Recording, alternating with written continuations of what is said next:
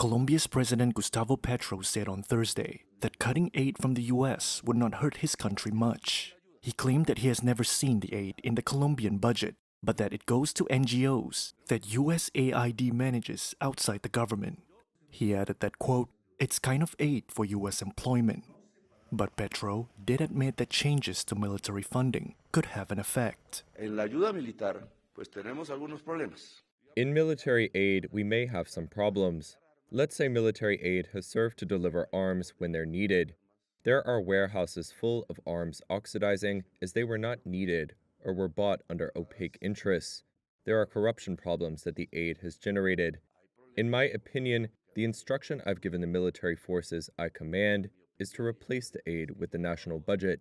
In other words, Colombia will buy its own arms. Es que reemplazamos la ayuda por el presupuesto nacional. Es decir, Colombia compra sus armas.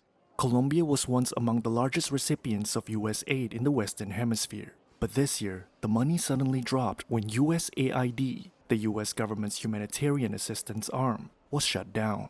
The Trump administration has already decertified Colombia's efforts to fight drug trafficking, which opens the door to potential further cuts. Petro has objected to the US military strikes against vessels in the Caribbean, which have killed dozens and inflamed tensions in the region. Well, he's a thug and bad guy. Trump responded by calling Petro a, quote, "bad guy," which Colombia's government says is offensive.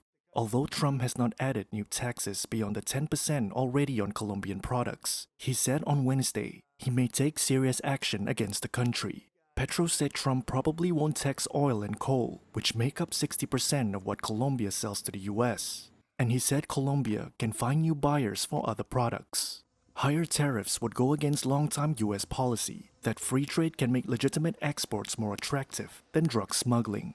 Experts say more duties could eventually bolster drug trafficking.